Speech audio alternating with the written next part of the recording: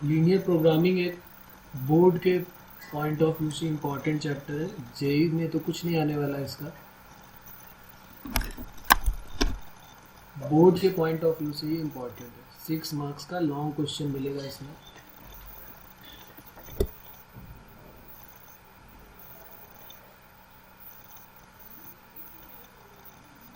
तो सबसे पहले लिख लेते हैं कि ये लीनियर प्रोग्रामिंग है क्या, इसकी डेफिनेशन, इसका क्या यूज़ है।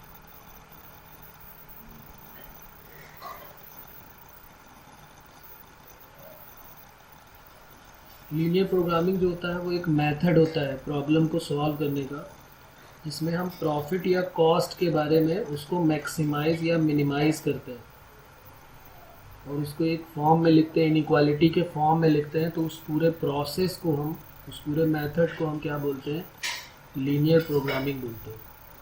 लीनियर प्रोग्रामिंग क्या है? लीनियर प्रोग्रामिंग एक मेथड है क्वेश्चंस को रिप्रेजेंट करने का लीनियर इक्वेशन के फॉर्म में।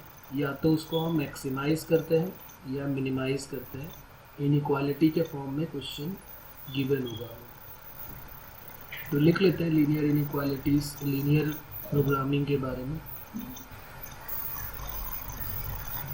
Linear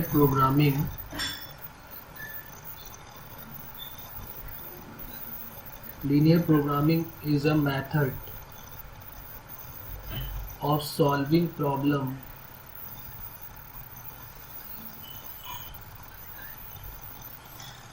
in which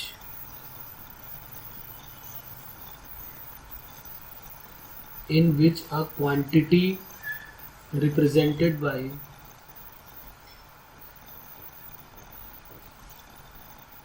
a linear equation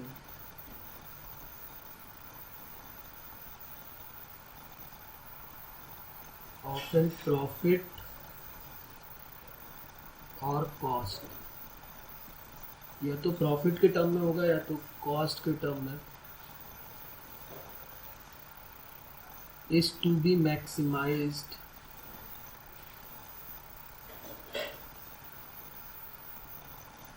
or minimized subject to condition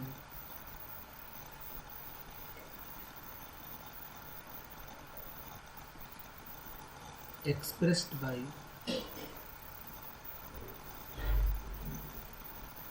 a system of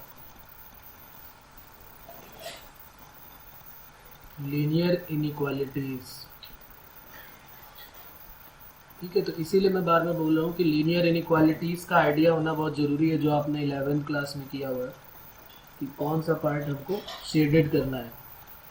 कोई लाइन गिवन हो सकती है, 2 3 3 4 4 लाइन गिवन होगी, उसी का और थोड़ा आगे का पार्ट है लीनियर प्रोग्रामिंग। उसमें तो सिर्फ हमने सीखा था कि कैसे हम ड्रॉ करते हैं, यहाँ पर हम प्रॉब्लम मिलेंगे, उनको सॉल्व करना होगा। तो इसमें कुछ और टर्म यूज होता है, तो समझ में आ गई लीनियर प्रोग्रामिंग क्या है। एक मेथड है, प्रॉब्लम को सॉल्व करने का एक मेथड है, और वो भी किसके फॉर्म में, लीनियर इनइक्वालिटीज के फॉर्म में। 2 तरह के क्वेश्चन मिलेंगे, या तो प्रॉफिट का या तो कॉस्ट का, उसी को हमें मैक्सिमाइज या मिनिमाइज करना होगा। और भी कई सारे टाइप्स के मिलेंगे, बेसिक्स यहीं से मिलने वाले हैं। इसमें कुछ और टर्म यूज होते हैं, उनके बारे में भी लिख लेते हैं यहाँ पे।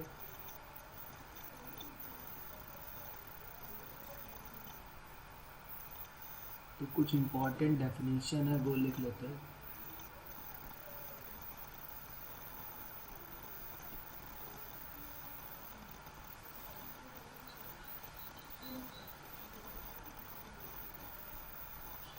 नंबर 1 जो है ऑब्जेक्टिव फंक्शन है, ये बार बार लिख के आएगा।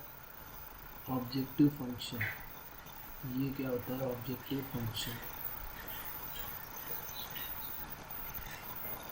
जो भी लीनियर फंक्शन हमको गिवन होगा, जिसको हमें मैक्सिमाइज या मिनिमाइज करना होगा, उसी को हम क्या बोल देते हैं, ऑब्जेक्टिव फंक्शन। लिख लेते हैं इसके बारे में कि ऑब्जेक्टिव फंक्शन एक नया नाम हो जाएगा। जो भी लीनियर फंक्शन हमको ax + by + c के फॉर्म में गिवन होगा, उसको मैक्सिमाइज या मिनिमाइज करने के लिए बोलेगा तो उस फंक्शन को हम क्या बोलेंगे, objective function. The linear function ax plus by plus c whose maximum or minimum value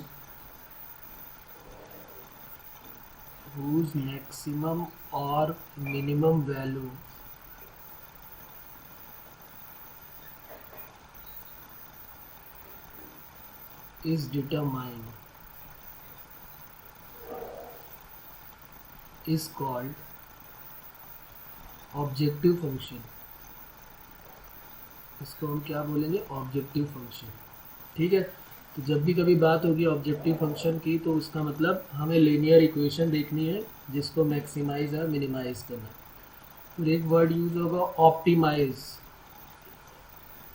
optimise का मतलब क्या होगा, ऑप्टिमाइज का मतलब है मैक्सिमाइज और minimise. The word optimise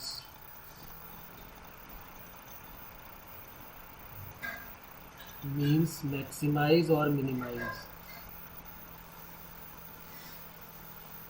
maximize और minimize।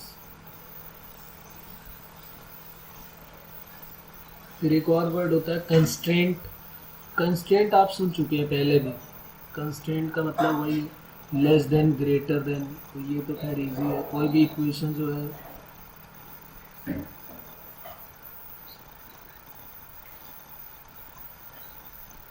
कोई भी इक्वेशन लीनियर फॉर्म में गिवन है लेकिन इनइक्वालिटी के फॉर्म में, इसकी डेफिनेशन वगैरह लिखने की ज़रूरत नहीं। कोई equation ax plus B Y greater than और इक्वल टू सी है, x plus Y less than और इक्वल टू 5 है, x ग्रेटर देन 5 है, y ग्रेटर देन या लेस देन 0 है, तो इनको हम क्या बोलते हैं, कंस्ट्रेंट। ये सभी को आइडिया है इसके बारे में, इसको लिखने की ज़रूरत नहीं है। फीजिबल सॉल्यूशन एक और नया नाम आ जाता है, फीजिबल सॉल्यूशन।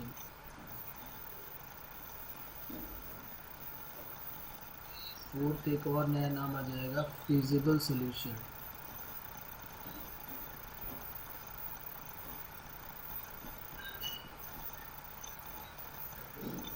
जितनी भी कंस्ट्रेंट दी होंगी, आपको याद होगा पिछली क्लास में आपने क्या किया था कि बहुत सारी कंस्ट्रेंट आपको गिवन होती थी, तो सबका जो कॉमन सोल्यूशन होता था, जो एक पार्ट शेडेड होता था, तो जब सभी में कॉमन होता था, उसी को एक नया नाम यहाँ पे दे दिया गया है।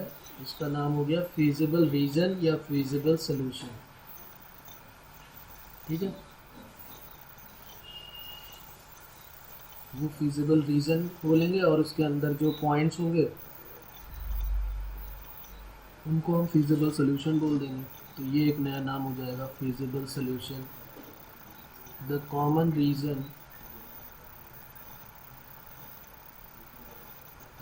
reason determined by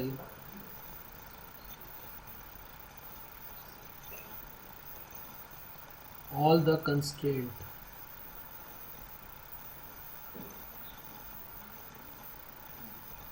of an LPP, linear programming problem, is called a feasible reason। इसको क्या बोलते हैं, feasible reason बोलते हैं।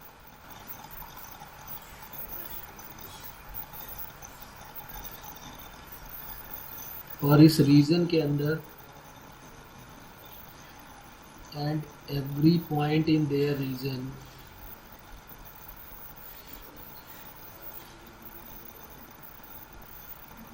is called feasible solution। feasible solution।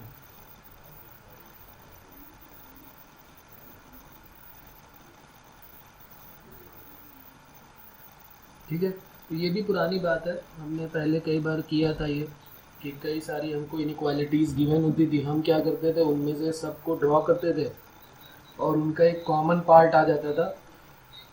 उसी कॉमन पार्ट को हम फीजिबल सॉल्यूशन और फीजिबल रीज़न बोलेंगे। फीजिबल रीज़न वो कॉमन पार्ट हो जाएगा और उसके अंदर जितने पॉइंट्स होंगे एक्स और वाई की जो वैल्यूज़ हो जाएंगी वो फीजिबल सॉल्यूशंस हो जाएंगे। यही कुछ पॉइंट्स हैं इसमें, बहुत इजी सा पार्ट है, इतना कुछ खास है नहीं इसमें। क्वेश्चंस पे सीधे चलते हैं। क्वेश्चन नंबर 1 लिखते हैं।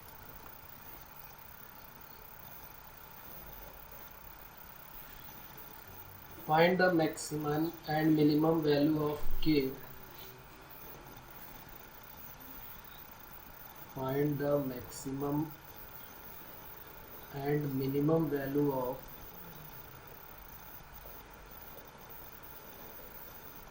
find the maximum and minimum value of k।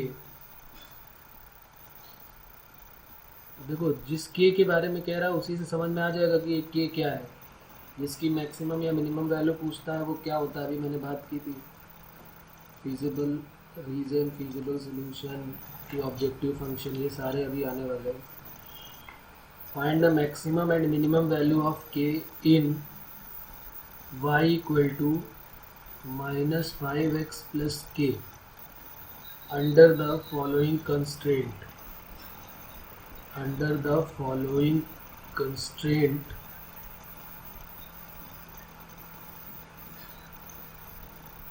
और फॉलोइंग कंस्ट्रेंट क्या क्या है वो लिख लेते हैं। X Y belongs to real number, x greater than or equal to 0, y greater than or equal to 0, y minus x less than or equal to 3, y minus 6x greater than or equal to -12, y minus 6x greater than or equal to -12। तो सबसे पहला काम हमें ये देखना है कि भाई ऑब्जेक्टिव फंक्शन क्या है। तो ऑब्जेक्टिव फंक्शन जो लीनियर इक्वेशन के फॉर्म में होता है वो ऑब्जेक्टिव फंक्शन होता है। तो y equal to -5x plus k जो है वो लीनियर फंक्शन जो है वही ऑब्जेक्टिव फंक्शन हो जाएगा। ये जो कंस्ट्रेंट हमको गिवन है इनको पहले हमें एक ग्राफ में प्लॉट कर लेना है, उससे हमें कुछ फीजिबल रीजन मिल जाएगा। उस फीजिबल रीजन में जो पॉइंट्स होंगे उनको फीजिबल सोल्यूशन बोल देंगे, उन्हीं से k की वैल्यू डिसाइड हो जाएगी। k इक्वल टू क्या हो जाएगा, y प्लस 5x, भाई y minus 5x, y equal to -5x plus k, तो k की वैल्यू हो जाएगी y प्लस 5x। इसी की वैल्यू को हमें k की वैल्यू को मैक्सिमम और मिनिमम वैल्यू को फाइंड आउट करेंगे। तो आप एक काम करें, इनको जो है एक ग्राफ पेपर पे प्लॉट करें। ये दो ही इक्वेशन है इसमें, एक है y minus X equal to 3 और एक y minus 6x equal to -12। इन्हीं दोनों को पहले आप सॉल्व करें।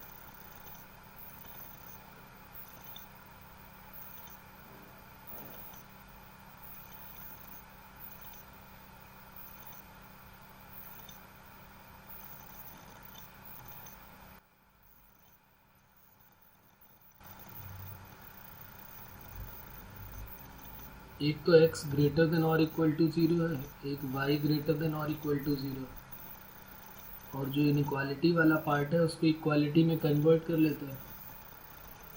जैसे y minus X equal to 3, तो x की वैल्यू 0 पुट करो तो y की वैल्यू क्या आ जाएगी 3, और एक बार y की वैल्यू 0 पुट किया तो x की वैल्यू क्या आ जाएगी -3। तो पॉइंट क्या मिल जाएंगे 0, -3, सॉरी 0, 3 और -3, 0। ये पॉइंट मिल गए y -x इक्वल टू 3 के लिए। y -6x equal to -12, x equal to 0, then y equal to -12, y equal to 0, then x equal to 2। तो पॉइंट क्या मिल जाएंगे 0, -12 और 2, 0। ये सारे पॉइंट जो है वो हमें एक ही ग्राफ पेपर में प्लॉट कर लेने हैं।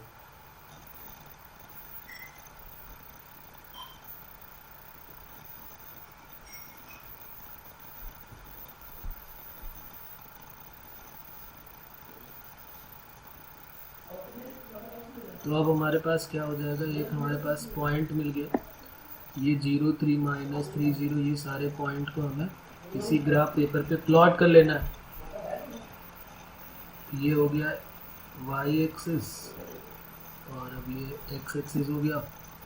और एक बात ध्यान रखनी कि x और y दोनों पॉजिटिव डायरेक्शन में लेना है, तो इसका मतलब इसी पार्ट में हमारा आंसर आएगा।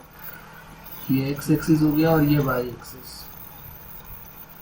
पहली लाइन में y -x इक्वल टू 3 है, जिसमें 0, 3, तो ये 0 हो गया, 1, 2 और ये 3। तो 0, 3 कुछ यहाँ पर पॉइंट प्लॉट हो जाएगा 0, 3 और -3, -0, -1, -2 और -3। तो कुछ ये लाइन ऐसी बन जाएगी, ये लाइन हमारी बन गई, ये बन गई y -x इक्वल टू 3 के लिए। अब प्रॉब्लम ये है कि इसका कौन सा पार्ट शेडेड करना है, इसका एबव पार्ट शेडेड करना है, इस लाइन के ऊपर वाला पार्ट के इस लाइन के बिलो वाला पार्ट। तो इक्वेशन जो है हमारी y -x लेस देन और इक्वल टू 3 है, तो इसमें हम 0, 0 सेटिस्फाई करा के देखेंगे। हर बार जब कोई लाइन 0, 0 से पास करेगी तब तो कोई और पॉइंट लेना पड़ेगा, लेकिन अभी जो है उसको 0, 0 से सेटिस्फाई करा के देखो। तो 0, -0 लेस देन और इक्वल टू 3, तो 0 लेस देन और इक्वल टू 3। इसका मतलब ओरिजिन सेटिस्फाई कर रहा है, और अगर ओरिजिन सेटिस्फाई कर रहा है तो ओरिजिन की तरफ वाला पार्ट जो है वो शेडेड कर देंगे, यानी ये वाला पार्ट जो ओरिजिन के साथ वाला, यानी इस लाइन के पूरा नीचे वाला पार्ट शेडेड हो जाएगा। और हमें फर्स्ट क्वाड्रेंट में ही रहना है, यानी x का पॉजिटिव और y पॉजिटिव, तो इसका मतलब बाकियों में जाने की ज़रूरत ही नहीं, इसी क्वाड्रेंट में रहना है। उसके बाद दूसरी वाली जो इक्वेशन है उसमें क्या है वो भी देख लेते हैं। 2, 0, तो ये हो गया 1 और ये हो गया 2, तो 2, 0 का यहाँ पर हो जाएगा। और दूसरा है 0, -12, तो 0, -12 काफ़ी नीचे जाने वाला है, तो और नीचे ले जाएंगे इसको, तो 0, -12 कहीं बहुत नीचे जाएगा। और इस लाइन को जब हम ज्वाइन करेंगे तो ये लाइन कहीं ना कहीं जाके ऊपर वाली लाइन को कट करेगी।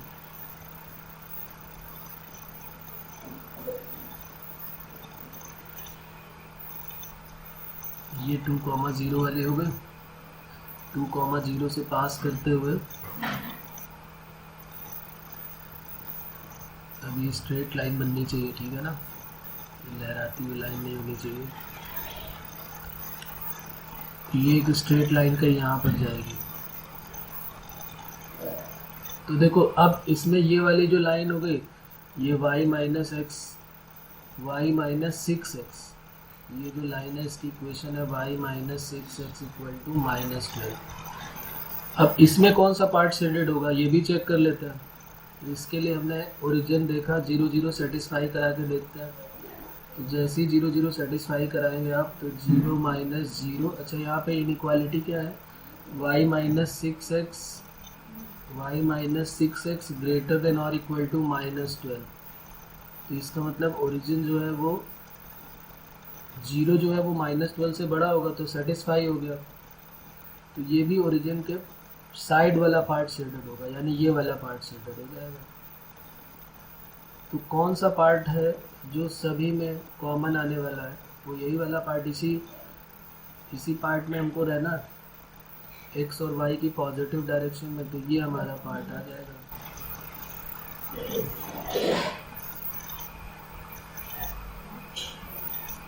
ये पार्ट शेडेड पोर्शन में आ जाएगा, ठीक है ना। अभी तो केवल 2 ही एक्सेस इक्वेशन है, कई सारी इक्वेशन होगी, सब में हमको ढूंढना पड़ेगा कि कौन सा जो है वो फीजिबल रीजन मिलने वाला है। तो ये हमारा फीजिबल रीजन हो गया, ये जो रीजन है ये हो गया फीजिबल रीजन। अब इसमें जो पॉइंट्स हैं उनको हम देख लेते हैं, कौन कौन से पॉइंट्स हैं। वर्टेक्स, इनको क्या बोलेंगे, वर्टेक्स, और इनकी नेमिंग कर देते हैं। ये ए पॉइंट हो गया, ये बी पॉइंट हो गया, ये एक और यहाँ पे कट कर रहा है सी पॉइंट, और एक ये डी पॉइंट। तो देखो ए बी डी तो हमें पता है, सी नहीं पता है। तो पहले इन दोनों लाइंस को कट करने वाला पॉइंट ढूंढना पड़ेगा, कहाँ पर इनका इंटरसेक्शन हो रहा है। 2 लाइंस हमारे पास हैं, एक y minus X equal to 3 और एक y minus 6x equal to -12। ये दोनों जहाँ पर कट करेंगे वो C पॉइंट के कोऑर्डिनेट पे जाएंगे। तो आप जरा बताएं कि ये दोनों कहाँ पर कट कर रहे हैं।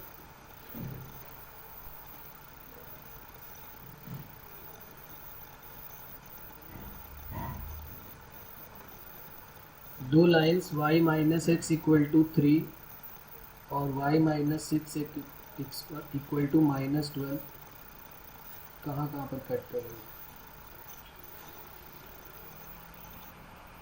इनका इंटरसेक्शन यहाँ सॉल्व कर लेते हैं। y minus X equal to 3, y minus 6x equal to -12, minus कर देता है तो y से y कट हो जाएगा। 6 माइनस 1 5x, 12 और 3 15, तो 5 3 जा 15, तो x की वैल्यू 3 आ गई। y equal to X plus 3 है, तो 3 प्लस 3 6। तो पॉइंट के कोऑर्डिनेट क्या मिल गए, 3,6। तो ये हमारा पॉइंट जो C है इसके कोऑर्डिनेट क्या मिल जाएंगे, ये मिल गया 3,6। 4 पॉइंट आ गई है, इनको हम नाम देंगे वर्टेक्स। तो अब इस तरीके से एक कॉलम बना लेते हैं, एक तरफ वर्टेक्स और एक तरफ यहाँ पर आ जाएगा k, जो ऑब्जेक्टिव फंक्शन है y प्लस 5x, और इन सब की वैल्यू निकालते हैं। इन्हीं में से मैक्सिमम और मिनिमम वैल्यू हमको पता चल जाएगी। कितने वर्टेक्स हमको मिले इसमें, 4 वर्टेक्स मिले हैं। पहले नंबर पे ए मिला हुआ है, ए हमने 0 0 को लेट किया, ये लिखे हैं 4 पॉइंट। ए के 0 0, बी के 2,0, ए है 0 0, बी है 2,0, सी है 3,6 और डी है 0,3। इन्हीं में से हमको देखना है कि मैक्सिमम और मिनिमम वैल्यू कौन देने वाला है। तो अब k की वैल्यूज निकाल लेते हैं। फर्स्ट में k की वैल्यू क्या मिलेगी, 0 प्लस 5 इंटू 0, ये x की वैल्यू है और ये y की वैल्यू। सेकेंड में क्या मिलेगा, y 0 प्लस 5 इंटू 2, तो ये हो गया 10। थर्ड में क्या मिलेगा, y 6 प्लस 5 इंटू x की वैल्यू है 3, 15 और 6 21। और फोर्थ में k की वैल्यू क्या मिलेगी, y 3 प्लस 5 इंटू 0 यानी कि 3। तो मिनिमम वैल्यू k की क्या मिल गई, 0, और मैक्सिमम वैल्यू क्या हो गई, मैक्सिमम वैल्यू हो गई 21। तो आंसर हमारा क्या हो जाएगा, minimum value of k। Minimum value of k 0 हो जाएगा और मैक्सिमम वैल्यू क्या हो जाएगी, 21। ये हमारा आंसर आ जाएगा। ये इस चैप्टर का सबसे छोटा क्वेश्चन था, बेसिक।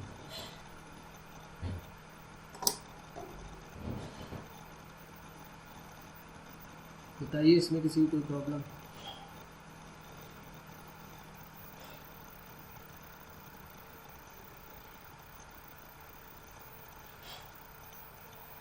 ओके, के जो है, जो हमारे पास वर्टेक्स आए हैं ना, ए बी सी डी जो वर्टेक्स हमारे पास आए हैं, ए के कोऑर्डिनेट जैसे 0 0 है, तो x की वैल्यू 0 है और y की वैल्यू 0 है। तो हमने क्या किया, जो k की इक्वेशन थी y प्लस 5x, उसमें x और y की वैल्यू 0 0 पुट कर दिया। जो भी पॉइंट्स है वो x और y की जगह पे पुट कर दिया, उससे मिनिमम वैल्यू भी आ गई और मैक्सिमम वैल्यू भी आ गई। जैसे अब 2,0 है तो x की वैल्यू 2 पुट कर दी और y की value 0। y plus 5 into X, Y में y की वैल्यू 0 है, 5 इंटू एक्स की वैल्यू 2 है, तो 2 पुट कर दिया, तो 0 प्लस 10 10 हो गया।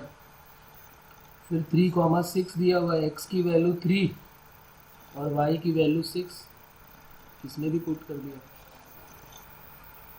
सेम ऐसे ही फोर्थ में डी पार्ट में 0,3, तो x की वैल्यू 0 और y की वैल्यू 5। तो इस तरीके से हमारा,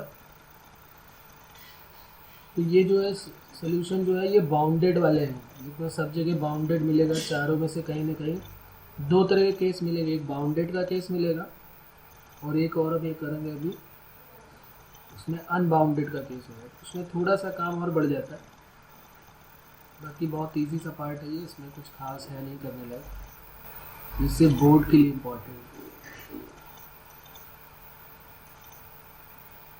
तो समझ में आ गया ये मिनिमम और मैक्सिमम वैल्यू। के की पूछे, ऑब्जेक्टिव फंक्शन की बोले, जेड की बोले। वैसे ऑब्जेक्टिव फंक्शन को ज़्यादातर हम जेड लेट करते हैं, इस चैप्टर में ऑब्जेक्टिव फंक्शन को जेड लेट करते हैं। क्वेश्चन सेकेंड लिख लेते हैं इसका, minimise z equal to 2x plus 3y subject to the constraint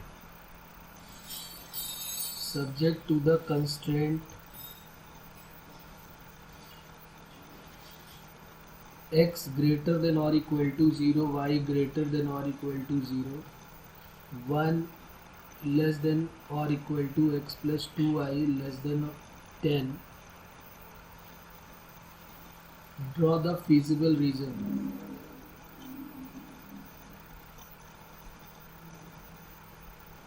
draw the feasible region. feasible region draw करना है और वैल्यू बतानी है क्या होगी।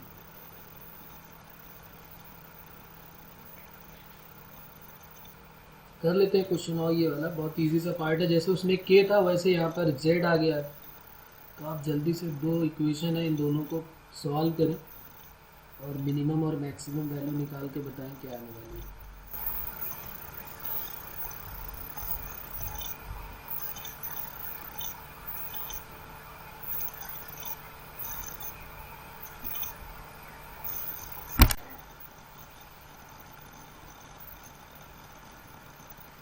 तो ये हमारा होमवर्क हो जाएगा।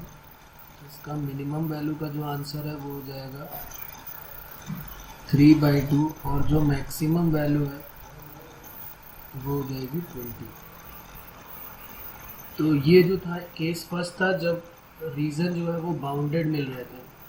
ये देख रहे हैं कि हम बाउंडेड रीजन है, यहाँ पर लिख लेते हैं। ये केस फर्स्ट था। दो तरह के केस मिलेंगे, इसमें बाउंडेड रीजन था। सेकेंड केस करते हैं जिसमें अनबाउंडेड मिलेगा, वो थोड़ा सा अलग हो जाएगा। अनबाउंडेड रीजन केस सेकेंड हो जाएगा।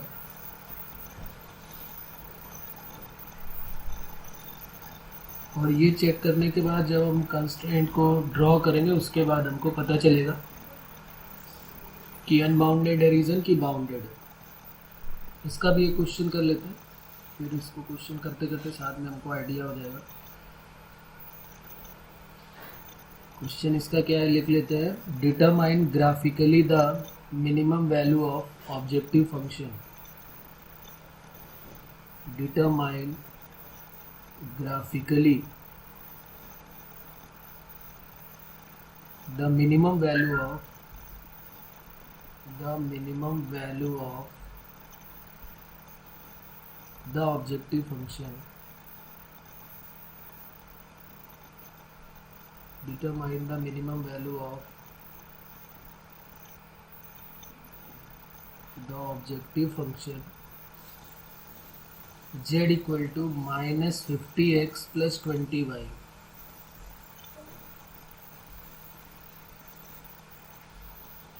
Subject to the constraint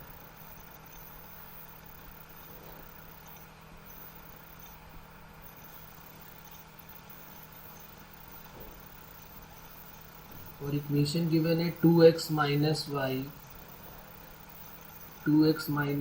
greater than or equal to minus 5, 3x plus y greater than or equal to 3, 2x minus 3y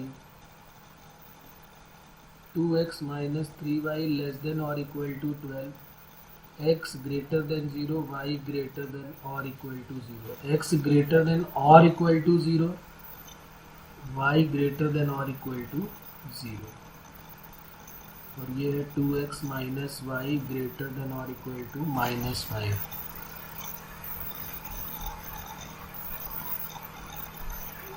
तो सबसे पहला काम हमें क्या करना है, इसको जो है पहले प्लॉट करना है. सारे ग्राफ जितने भी हैं हमारे पास, 3 जो लाइन है स्ट्रेट लाइन वो डॉटेड होंगी कि डार्क लाइन होगी, ये हमें चेक करना है. तो जब भी कभी इक्वालिटी होगी तो सारे के सारे डार्क लाइन हो जाएंगे. और फिर ये जो लाइन्स है ये कहीं कट कर रहे हैं कि नहीं कट कर रहे हैं, इनका जो रीज़न है वो बाउंडेड है कि अनबाउंडेड है, वो प्लॉट करने के बाद हमें आइडिया हो जाएगा.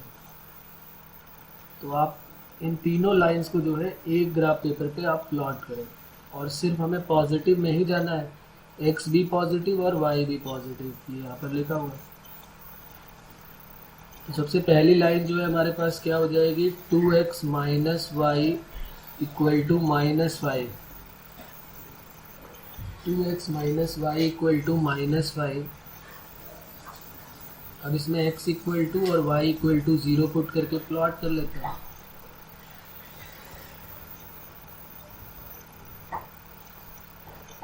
To X minus Y equal to minus 5, x की वैल्यू 0 तो y की वैल्यू 5 और y की वैल्यू 0 पर x की वैल्यू क्या हो जाएगी, -5/2.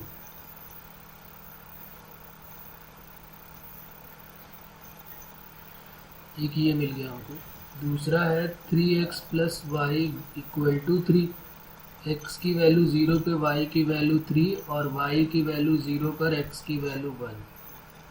और थर्ड क्या है, 2x minus 3y equal to 12, x की वैल्यू 0 पर y की वैल्यू -4 और y की वैल्यू 0 पर x की वैल्यू क्या हो जाएगी, 2 6 या 12 तो 6.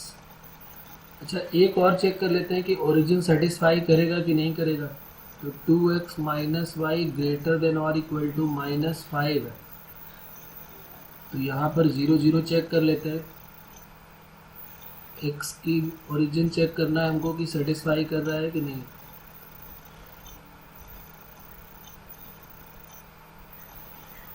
तो x की वैल्यू 0 और y की वैल्यू 0 जब पुट करेंगे तो 0 -0 ग्रेटर देन और इक्वल टू -5, तो यानी कि 0 ग्रेटर देन और इक्वल टू -5. तो ये तो ओरिजिन की तरफ होगा क्योंकि ओरिजिन सेटिस्फाई कर रहा है. दूसरी इक्वेशन जो है वो है 3x plus Y greater than और इक्वल टू 3. तो यहाँ पर जब 0 0 रखेंगे तो 0 0 रखने के बाद तो 0 ग्रेटर देन और इक्वल टू 3, तो ये तो सेटिस्फाई नहीं करेगा, तो नॉट सेटिस्फाई ओरिजिन. और ये वाला पार्ट जो है वो ओरिजिन को सेटिस्फाई कर रहा है. सिमिलरली थर्ड पार्ट को भी, थर्ड इक्वेशन जो है उसको भी चेक कर लेता है. थर्ड में है 2x minus 3y less than और इक्वल टू 12, 0 0 जब रखेंगे यहाँ पर तो 0 लेस देन 12, तो ये करेक्ट है. तो ये ओरिजिन जो है इसको सेटिस्फाई कर रहा है। ये हम क्यों चेक कर रहे हैं? क्योंकि हमें ग्राफ प्लॉट करना पड़ेगा और देखना पड़ेगा कि कौन सा पोर्शन जो है वो शेडेड होगा। तो अब इन तीनों को ग्राफ पेपर पे प्लॉट करते हैं। पहली लाइन है 2x minus Y equal to -5। X axis और वाई एक्सिस है हमारे पास, उन्हीं से हम पहले प्लॉट करते हैं और लाइन देखते हैं क्या मिल रहा है।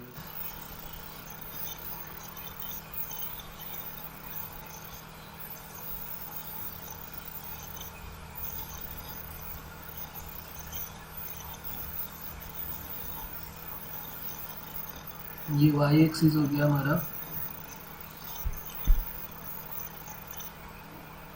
और हमें फर्स्ट क्वाड्रेंट में ही रहना है, तो हम फर्स्ट क्वाड्रेंट को थोड़ा बड़ा बना लेते हैं।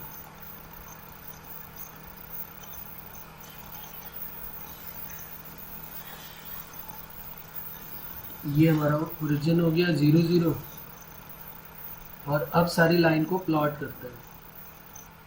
फर्स्ट वाले में पॉइंट्स क्या क्या मिले थे हमको? एक पॉइंट मिला है 0,5 और एक पॉइंट मिला है -5/2,0। दूसरे में मिला है 0,3 1,0। थर्ड में मिला है 0,-4 6,0। तो सबसे पहला पॉइंट है 0,5 और -5/2,0। तो 0,5 कुछ यहाँ पर होगा, 1 2 3 4 और ये 5। तो ये मिल गया हमको 0,5, एक पॉइंट ये मिल गया।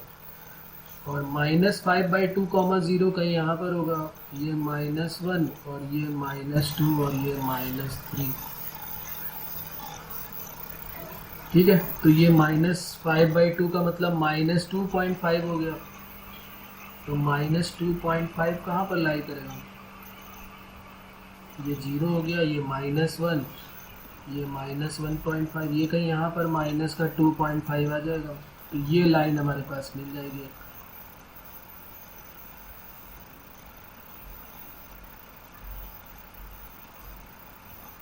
एक ये लाइन हमको मिल गई, और इस लाइन की इक्वेशन क्या हो जाएगी? 2x minus Y equal to -5। 2x minus Y equal to -5। अब इसमें कौन सा पार्ट शेडेड है? ओरिजिन की साइड वाला, कि ओरिजिन सेटिस्फाई नहीं कर रहा। तो यहाँ लिखा हुआ है ओरिजिन सेटिस्फाइड कर रहा है, ये लिखा है ना ओरिजिन सेटिस्फाइड। तो ओरिजिन के साइड वाला पार्ट जो है वो, यानी हमारा जो पोर्शन है वो शेडेड पोर्शन कौन सा हो जाएगा? इसको पूरा प्लॉट नहीं करते, लेकिन इतना आइडिया हो गया कि ये वाला पोर्शन जो है वो शेडेड होगा। दूसरी लाइन जो है, सेकेंड लाइन है 3x plus Y equal to 3 है। उसमें पॉइंट है 0,3 और 1,0। 0,3 यहाँ कहीं पर होगा 0,3, और 1,0 कहीं यहाँ पर होगा 1,0। तो ये दूसरी लाइन बन जाएगी हमारी 0,3 एंड 1,0। और इस लाइन की equation 3x plus Y equal to 3। इसमें भी ओरिजिन सेटिस्फाई कर रहा है कि नहीं कर रहा है? तो ओरिजिन सेटिस्फाई नहीं कर रहा है, तो इसका मतलब हमारा पोर्शन, ये वाला पोर्शन शेडेड हो। ओरिजिन की साइड में जाने की ज़रूरत नहीं है, ओरिजिन के अपोजिट साइड, मतलब इस लाइन के अपोजिट। ओरिजिन इधर की तरफ पड़ रहा है, लाइन के बिलो पड़ रहा है, तो हमें एबव में जाना पड़ेगा। थर्ड इक्वेशन जो हमारी है वो कौन सी है? 2x minus 3y equal to 12। उसमें जो पॉइंट्स है वो कौन कौन से हैं? 0,-4 और 6,0। तो 6,0 कौन सा हो जाएगा? 1 2 3 4 5 और ये 6। तो ये हो गया 6,0, एक पॉइंट यहाँ पर हो गया, और दूसरा पॉइंट है हमारा 0,-4। तो 0,-4 कौन सा पॉइंट हो जाएगा? 0, ये -1 -2 -3 और ये -2। तो ये 0,-4 मिल गया, 0,-4। तो ये लाइन जो है वो कुछ इस टाइप से यहाँ से पास होगी। 0,-4 से जाते हुए और 6,0 से पास करते हुए ये लाइन हमारी बन गई। इस लाइन की इक्वेशन क्या है? 2x - 3y = 12। x की वैल्यू 0 पुट किया तो y की वैल्यू आ गई -4 और y की वैल्यू 0 पुट किया तो x की वैल्यू 6। इसमें कौन सा ओरिजिन सेटिस्फाई कर रहा है कि नहीं? तो ओरिजिन सेटिस्फाइड है, तो ओरिजिन के साइड वाला पार्ट, ओरिजिन की तरफ वाला पार्ट शेडेड कर देता है, तो ये वाला पोर्शन हो जाएगा। अब देखिए इन तीनों का जो कॉमन सोल्यूशन है वो इसमें रहने वाला है और इसमें कोई भी बाउंडेड रीजन नहीं मिल रहा। हमारा जो रीजन मिल रहा है वो ये वाला मिल रहा है, कोई भी बाउंडेड पार्ट नहीं है, तो ये वाला पोर्शन मिल रहा है। अच्छा, नीचे तो जाना ही नहीं हमको, तो ये 0 0 का हटा देते हैं, वैसे इसके नीचे नहीं जाना हमको, हमें सिर्फ x पॉजिटिव और y पॉजिटिव में ही रहना है, यहीं से आ जाएंगे और इधर वाले पोर्शन, तो ये वाला पोर्शन हमारा फीजिबल रीजन आ जाएगा। लेकिन ये बाउंडेड नहीं आया, ये अनबाउंडेड आ गया। और इसमें जो कॉर्नर पॉइंट्स हैं जिसको हम वर्टेक्स बोलते हैं, इसको कॉर्नर पॉइंट्स भी बोलते हैं, कौन कौन से पॉइंट्स मिल रहे हैं हमको, वो मैक्सिमम मिनिमम वैल्यू को तो बताएंगे, लेकिन अनबाउंडेड में थोड़ा सा काम और हमें करना पड़ेगा, वो अभी हम देखते हैं क्या करना पड़ेगा। इन पॉइंट्स की नेमिंग कर देते हैं।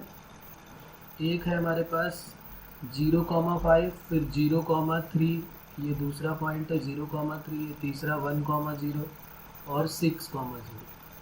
ए पॉइंट हो गया, ये बी पॉइंट हो गया, ये सी पॉइंट हो गया और ये D point. A B C D 4 corner point हमको मिल गए। इनको कॉर्नर पॉइंट भी बोलते हैं या फिर इनको वर्टेक्स भी बोलते हैं। तो ये A B C D 4 points हमको मिल गए। ऑब्जेक्टिव फंक्शन हमारा क्या था? z = -50x + 20y। अब इसका एक कॉलम बना लेते हैं। यहाँ तक है सब साथ में? कोई प्रॉब्लम है यहाँ तक? बताइए पहले तो।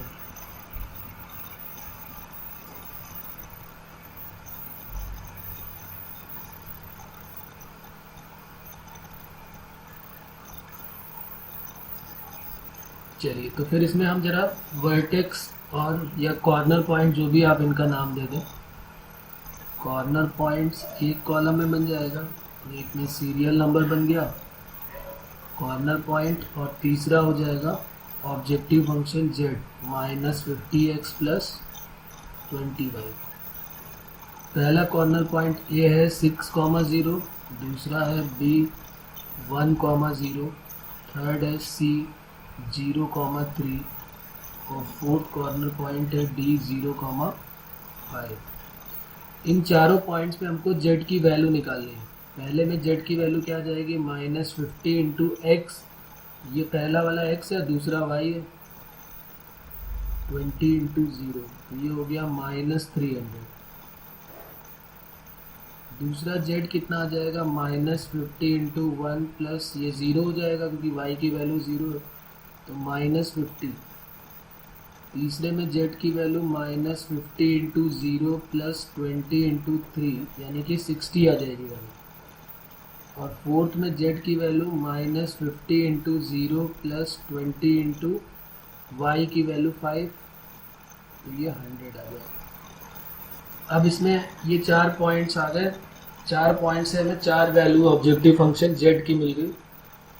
लेकिन यहाँ पर एक प्रॉब्लम है।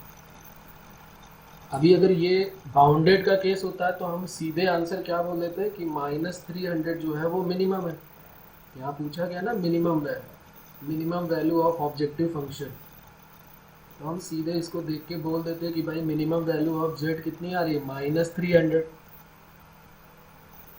लेकिन अगर रीजन अनबाउंडेड है तो फिर हम डायरेक्ट इसको देख के नहीं बोल सकते कि ये जो है वो मिनिमम वैल्यू ऑफ z है। इसके लिए हमें क्या करना पड़ता है? थोड़ा सा पार्ट इसमें और ऐड करना पड़ता है कि अगर ये -300 जो स्मॉलेस्ट वैल्यू ऑफ z आई है, अगर रीजन अनबाउंडेड है तो हमें क्या करना पड़ेगा? हमें ये कहना है कि भाई -300 इसकी जो z है इसकी मिनिमम वैल्यू हो भी सकती है और नहीं भी हो सकती। इसके लिए हमें चेक करना पड़ेगा। एक और लाइन ड्रॉ करनी पड़ेगी जो ऑब्जेक्टिव फंक्शन की लाइन है ना, -50x + 20y। हमने लेट कर लिया कि भाई -300 जो है इसकी मिनिमम वैल्यू है, तो -50x + 20y < -300 की एक और लाइन ड्रॉ करेंगे। और अगर वो लाइन का जो है पॉइंट, कोई कॉमन पॉइंट इसमें कॉमन रीजन में मिल जाता है, तो फिर -300 इसकी मिनिमम वैल्यू नहीं होगी।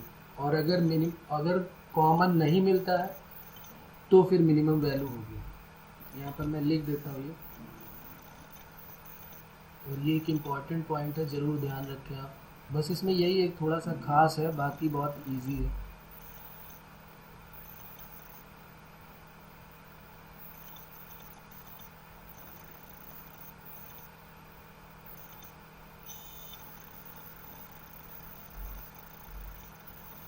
Reason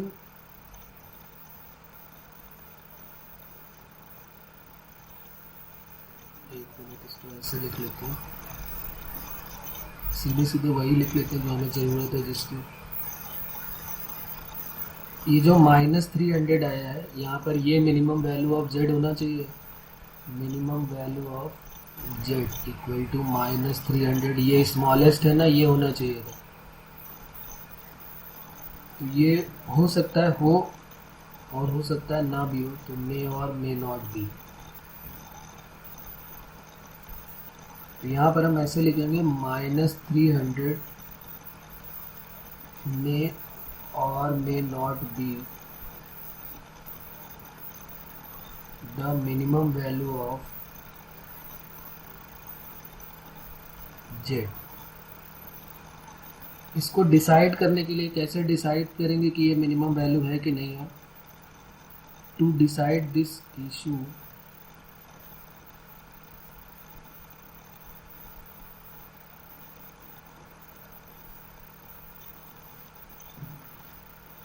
we graph the inequality। एक और इनइक्वालिटी हमको, एक और ग्राफ हमको ड्रॉ करना पड़ेगा, और वो ग्राफ कौन सा होगा? ऑब्जेक्टिव फंक्शन का ग्राफ। जो ऑब्जेक्टिव फंक्शन है ना, -50x + 20y, तो -50x + 20y,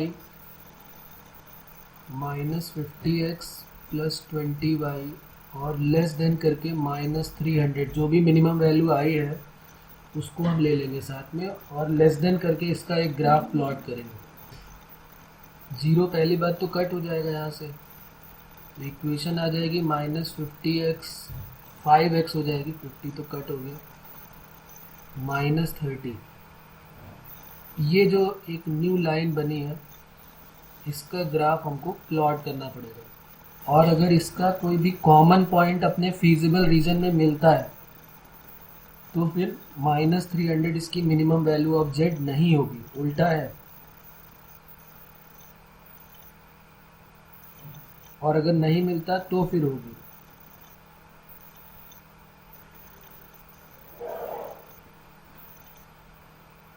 क्या लिखेंगे यहाँ पर? Check whether the resulting open half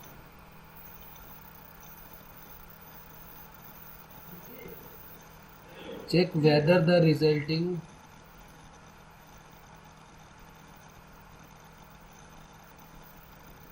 whether the resulting open half plane has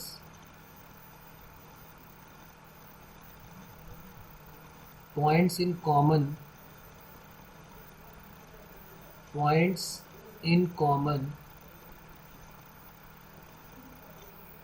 with feasible reason or not। ये जो हमारे पास एक नई लाइन बनी है, जो नई कंस्ट्रेंट बनी है, इसको हम प्लॉट करके देखेंगे। अगर इसका इंटरसेक्शन कॉमन रीजन के साथ आया, कॉमन रीजन के अंदर कहीं ये लाइन लाई कर रही, कोई पॉइंट कॉमन आ रहा है, तो फिर तो इसका मिनिमम वैल्यू ऑफ z नहीं होगी, डिसाइड ही नहीं कर सकते। और अगर कॉमन नहीं आया, उस कॉमन फीजिबल रीजन के बाहर कहीं से ये लाइन पास हो गई, तो फिर हम कह देंगे कि इसकी मिनिमम वैल्यू ऑफ जेड -300 होगी। ठीक है, तो लिख लेते हैं if it has common point then -300 will not be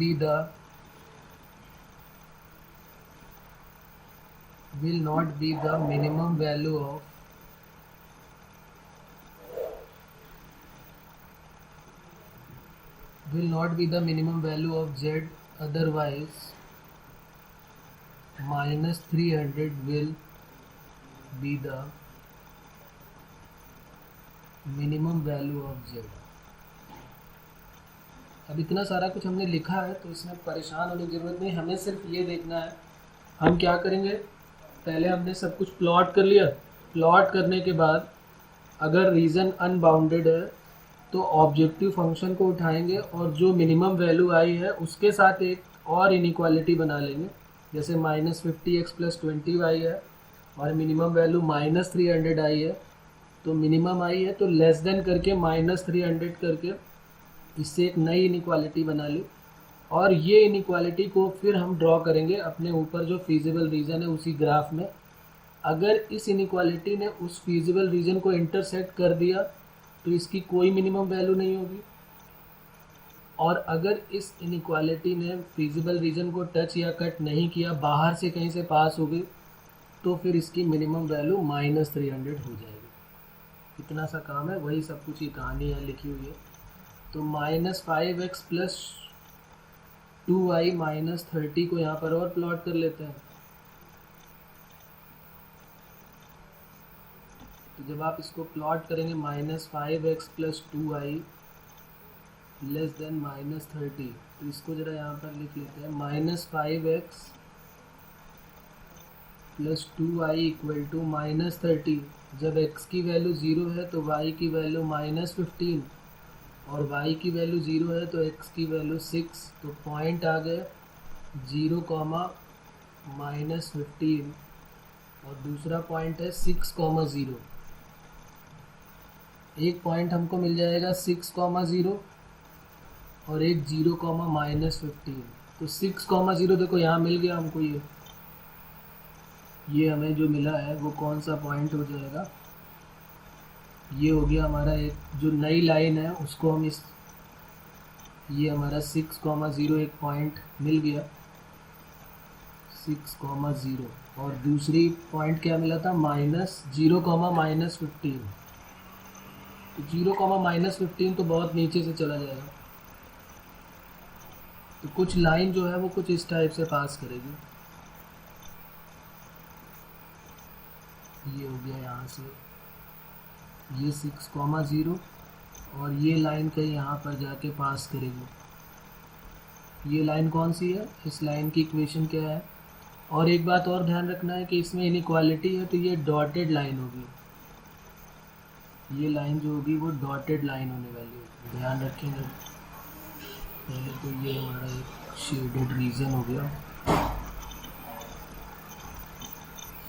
और ये लाइन में इनइक्वालिटी है तो ये डॉटेड लाइन होगी, लेकिन इसने कॉमन रीजन को कट कर दिया, इसके अंदर से पास करके जा रही है, तो इसका मतलब है इंटरसेक्ट हो रहा है, तो फिर जो है इसका कोई भी मिनिमम वैल्यू नहीं होगी इसकी। ये लाइन जो है इसको डॉटेड लाइन से हमको बनाना है, और ये कहीं नीचे जाएगी।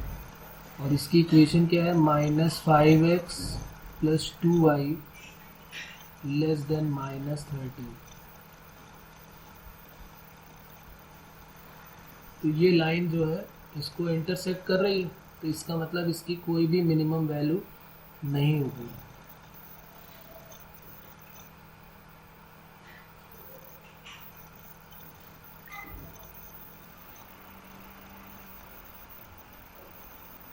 लिख लेंगे -5x + 20y <- 30 जो लाइन है, इट हैज़ कॉमन पॉइंट। अगर इसमें कॉमन पॉइंट है देयरफॉर क्या हो जाएगा,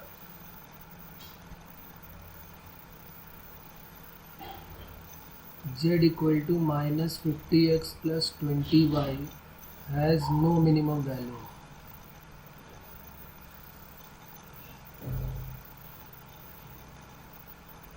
ठीक है, तो ये हमारा आंसर हो जाएगा इसका। तो दो तरह के केस हमने पढ़ लिए इसमें, एक बाउंडेड एक अनबाउंडेड। एक दिन का पार्ट इसमें और अभी होगा। बस इन्हीं दोनों केसेस पे सारे क्वेश्चंस अब आगे बनने वाले हैं। या तो बाउंडेड होगा रीजन या तो अनबाउंडेड होगा। अगर बाउंडेड हुआ तो डायरेक्ट मिनिमम मैक्सिमम वैल्यू मिल जाती है, और अगर अनबाउंडेड हुआ तो फिर तो हम सॉल्व कर लेते हैं सीधे सीधे।